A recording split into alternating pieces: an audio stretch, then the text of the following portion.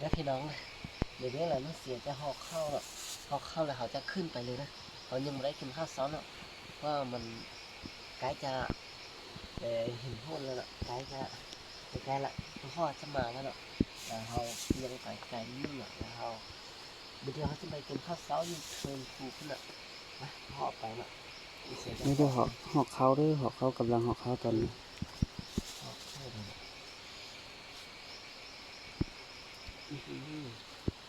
เขาจางสุดแซ่บพอแล้วหนึ่งเราต้องเท่าไรก็ได้สำนั้นพอแล้วก็มากไม้อย่างนี้เนาะก็ไม้แก่แล้ว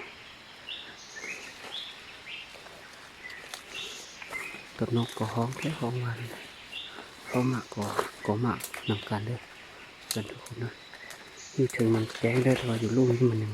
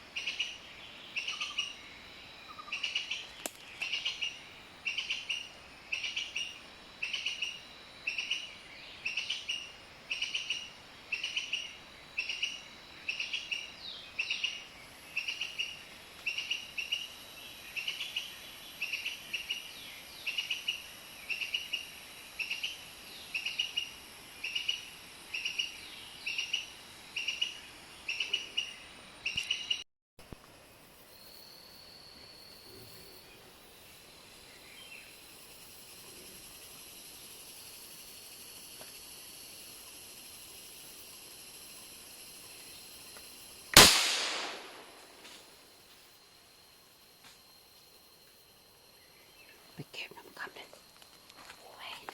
เห็นแต่ต้นนึงเลยแต่ต้นเดียว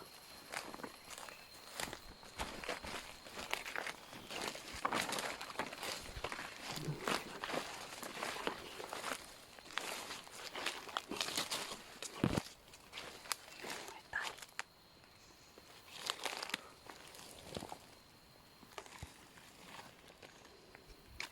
ได้แล้วโชคดีต้นนึงต้องถึงหัวก็เดียวถึงหัวก็เดียวได้แล้วนี่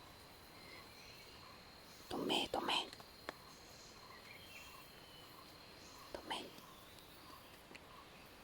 วห้องเด้อตัวห้องดำได้แล้วยิงตัวมืออีกนะ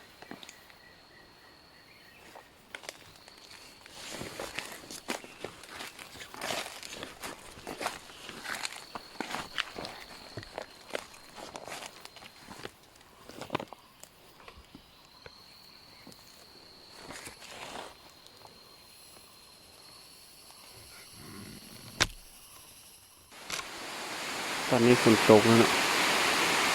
ฝนตกเนี่ยเท่านี้วะฝนตกในนี้แล้วฝนรอบไปแล้วเนี่ยบ่มีบ้านเสาฟูวันนี้ขุดเป็นนี้ขนาดเลย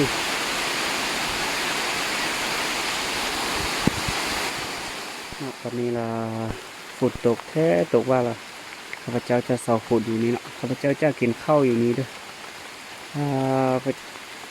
พื่อนทุกคนกินข้าวนำข้าพเจ้าเด้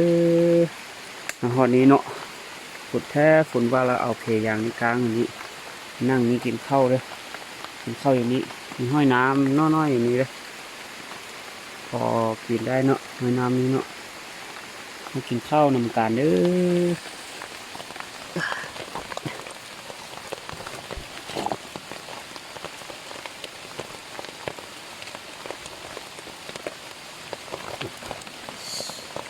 อกินข้าวแล้วไม่ซาดเลยกินนี่เลยนะมากินอันนี้เมื่อยไรฝุ่นแท้ฝุ่นวานมากินน้ำกันห้องมาป้ามาผูนี่เบาบ่วงเบาแล้วเนาะถึงหญ้าโอ้ยหลัดบาดเนี่ย ก็ช่วยกดไลค์กดแชร์กดติดตามเพื่อกำลังใจให้ข้าพเจ้าเลยเด้อเพื่อนทุกคนเนาะ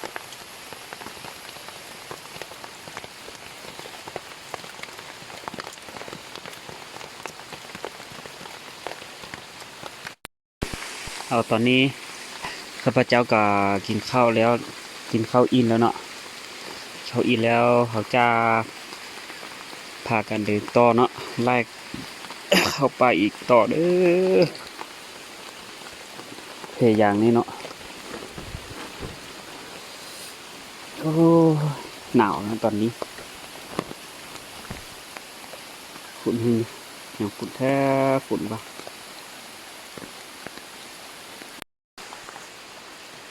ไม่ได้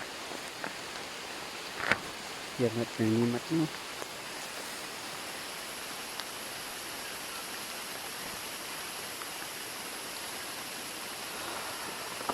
วันฝนก็จะสาวแล้วเนาะ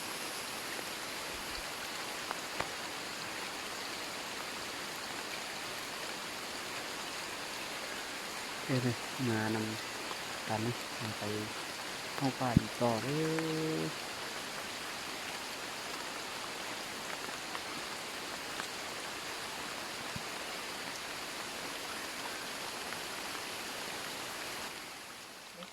สี่ตัว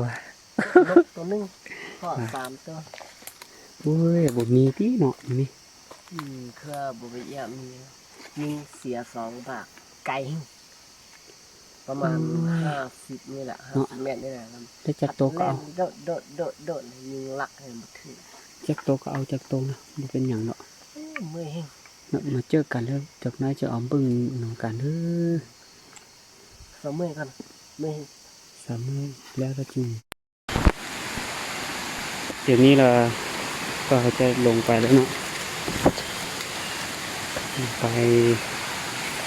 บอนตูบหานเพราะว่ารอเข้าป่ามีก็เข้าหมดมื้อแล้วตอนนี้ประมาณ2 โมงคิดว่าจะไปตูบนี้ไปปรึกษาว่าจะไปทางใดเนาะหรือว่าจะเมื่อบ้านเนาะเพราะว่าได้5-6 ตัวนี่กาพอไปกินแล้วเนาะจงไว้เทมเมอร์ก็ได้เนาะ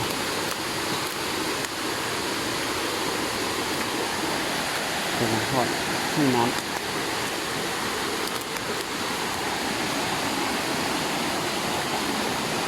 เล่นนะ ำนี่ อยากน้ำ อยากน้ำแล้ว ลองเล็ดเมื่อย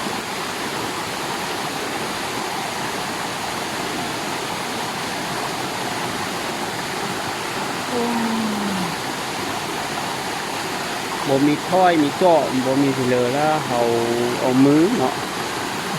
ตัดน้ำมากิน แดด ไป เย็น พอ มา แล้ว ก ไปคุยน้ำธรรมชาตินี่กินตาก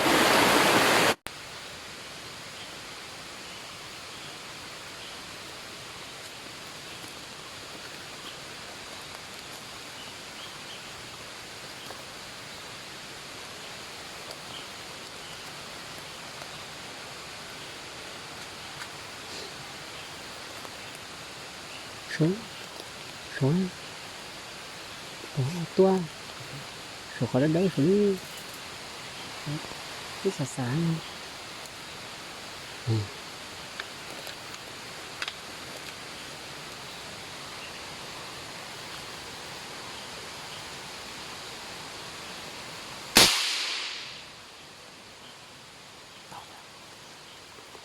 kết phải kết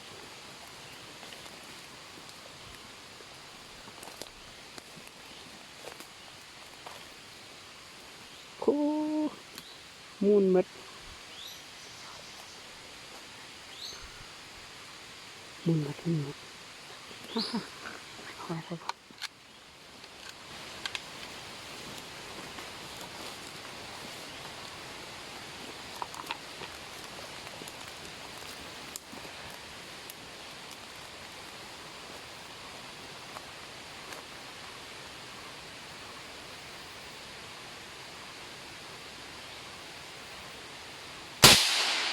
ต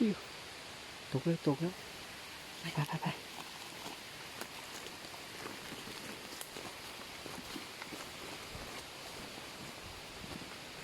มาตรงนี้ไหม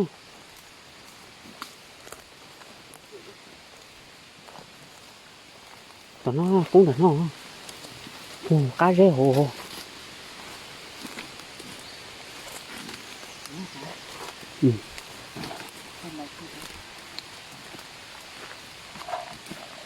cho má để nó hiểu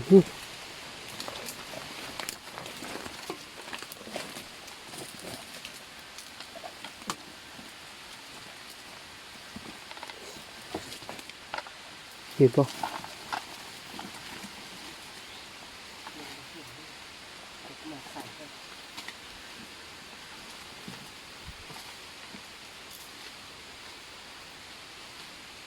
cô hiểu hả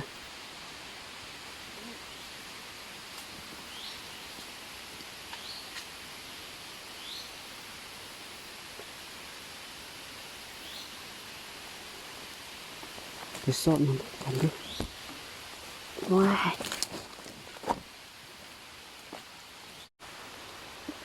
nó nữa nhầm một tay nó nhầm một tay đấy phải trước rồi cũng chặt được rồi nhầm một tay chặt ui nhìn chơi số được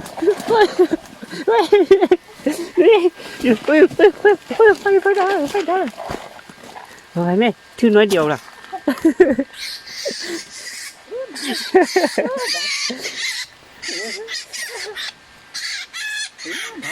thì cái piมันสมพอก็บ่เห็นนะ สุดยอดเลยเสียมันอยู่ด้านนี่มีไม้หลักเลยไม่เสียยิงกันไซส์ใช้กันไซส์ยิงเกือบถึง thì để nó đèo rồi phải bưng mà tụi mà nó bật tại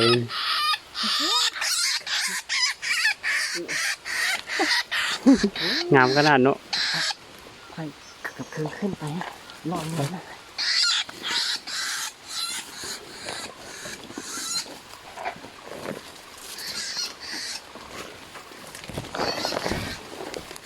เดี๋ยวหาเรากลับไปนะเราค่อยล่อลงไปแล้วค่อยล่อลงไปได้ไหมนะไป มันยิงสองตัวนี้แล้วมันหนีเมื่อละมันหนีเมื่อละเขา เดิน ไปล่อลงไปแล้วมันตุ่มเขาไงเมื่อกี้หมาฮอดนี่ครับกำลังเห็นนกบินมาอะไรอย่างนี้เดี๋ยวแล้วเนาะเขาตูบแล้วเนาะยิงไหมเว้ยยิงไหม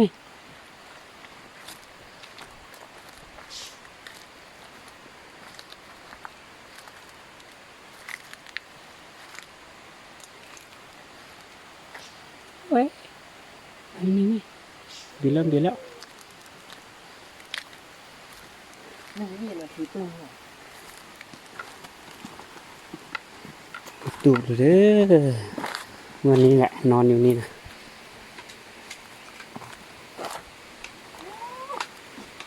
ข้าวนี่นะคือมึงเนี่ยแล้วเลย แต่ต้องเหาะถาม เหาะเปรี้ยวเขาละเหนื่อยไหม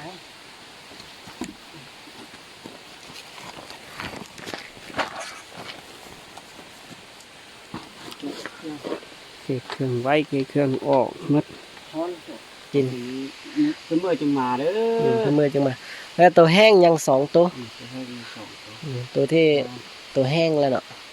เมื่อจึงมาทำการเด้อมือเนาะไปตลอดแหละ มืออื่นเราจะพาไปต่อเนาะแต่ว่าไปบ้อนมือบ่ให้มาบ้อนนี้ไปบ้อนมือนะเดี๋ยวนี้เราเกี่ยงเครื่องเนาะเกี่ยงเครื่องอะไรกลับบ้านเนาะให้เครื่องอะไรกลับบ้านเลย เสียงหมัดฟังฟันเนาะ เหี้ยว เดี๋ยวเขา เหี้ยวของเขาซื้อหมูป่าแต่ ถือตีนเขา ถือตีนเขาแล้วเขาเอาเลยไอ้ไปเหยียดได้ถือตีนไอ้มือเสียยังได้ไปช่วยนะผู้เดียวเลยบ่ร้อนเนาะเขาเอาไม้งัดมันยู่เท่านี้หรอ เห็นนะ เท่านี้หรอถือข่าวเขาเลยบ่มีผู้ดึง